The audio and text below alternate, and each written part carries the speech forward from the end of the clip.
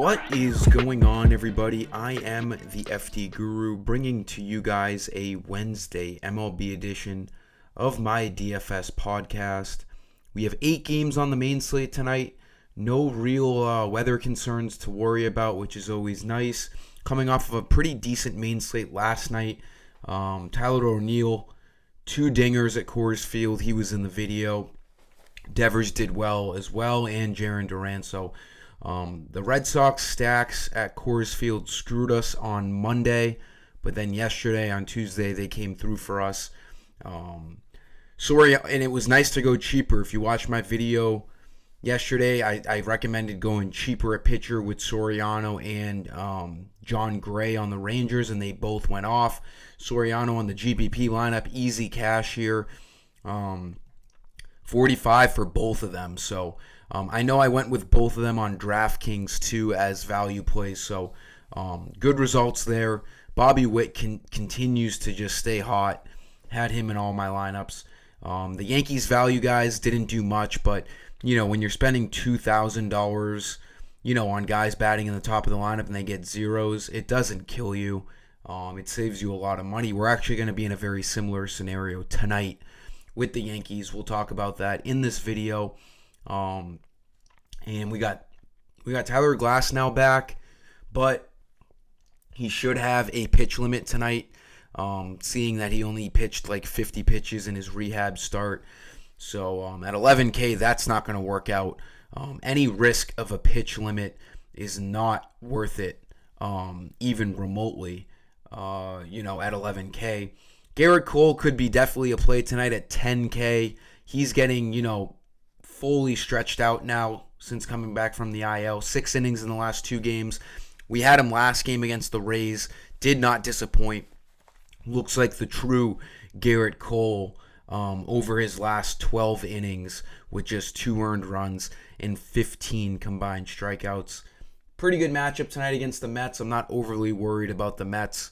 Garrett Cole is pretty much matchup proof when he has it going on. 10K, not a bad price there. Nathan Eovaldi, another great play at 9,900. Now, he's basically the same price as Cole, and Cole is obviously better, but Eovaldi's in the same conversation because of the matchup. Again, we took advantage of the cheap John Gray last night because of the matchup against the White Sox. Now we have Eovaldi, a better pitcher, against the White Sox. Minus 270 favorites. The Rangers, all in all, look great. As we go through this second half of the regular season, we're going to be, combining pitchers and hitters against the Chicago White Sox a lot of the time because, the White Sox have terrible hitters and they have terrible pitching. You have Chris Flexen on the mound, 2-9 record, 5.22 ERA. So, everything about the Rangers looks great. They're by far the biggest favorites on the slate at minus 270. So Eovaldi obviously looks great. And then another guy, maybe my favorite value play because he's cheaper than the other guys, Tanner Bibee, 9,400. He's got a good matchup against the Tigers. He's at home, 3.58 ERA. He's looked really good as of late. He has gotten, outside of the 120 fantasy point game against the Giants, 33, 32, 31, 46, 64, 37, 30. I mean, this guy has just been cooking since May 19th. I mean, he looks great. He is, a younger guy for the Guardians. He was a big prospect coming in, and now it looks like he is, showing up to his potential. Pretty big favorite, minus 150 tonight. 7 over-under, so nice and low for an over-under. Bibee looks good at 9,400, but you can't really go wrong with Bibee, Eovaldi, Garrett Cole. All those spend-ups look great.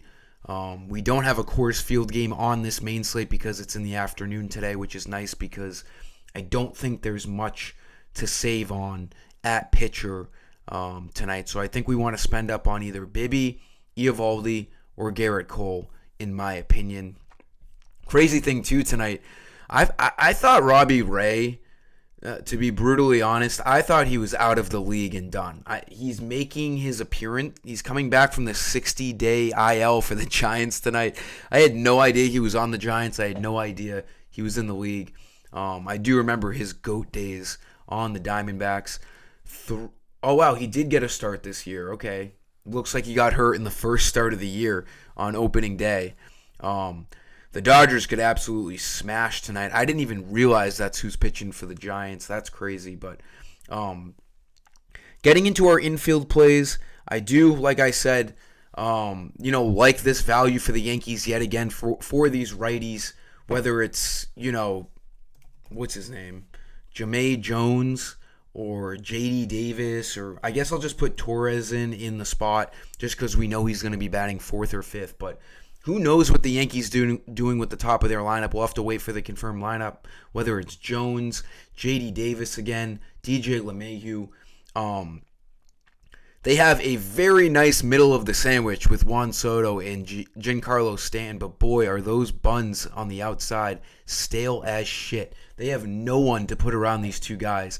They keep throwing out random guys. Ben Rice, Anthony Volpe. They don't know. They change their lineup every single day because it's just such dog shit outside of Soto and Judge. And I think Stanton's hurt. I haven't seen Stanton play in a while. Yeah, Stanton's hurt. Real shocker there. But Torres, 2,700, decent value play, homered last night.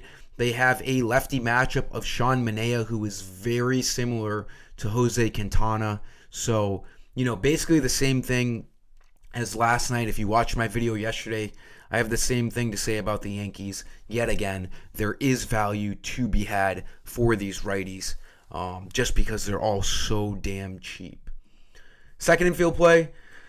Now, we do have Bobby Witt. You can go up to him. He is 4,700 now. He has a decent matchup at home against Rin Nelson of the Diamondbacks, a 4.8 ERA. But I do think for $1,100 less, Corey Seager is a better value play tonight. I hate not looking at Bobby Witt, but his price is up there, and we have an unbelievable matchup for these Rangers against Chris Flexen. They're at home. Seager is as cheap as he's been because he's going through a bit of a cold spell, but he's still Corey Seager. This guy can get hot on any given night. 261 average is not good for Corey Seager, but 18 homers, 48 RBIs, having a little bit down of a year so far. Maybe he can get hot here tonight. He did get the night off last night because the lefty Garrett Crochet was on the mound. But I do like Corey Seager tonight. He's going to be very popular. A cheaper price tag with a matchup against the White Sox is a really nice formula for DFS.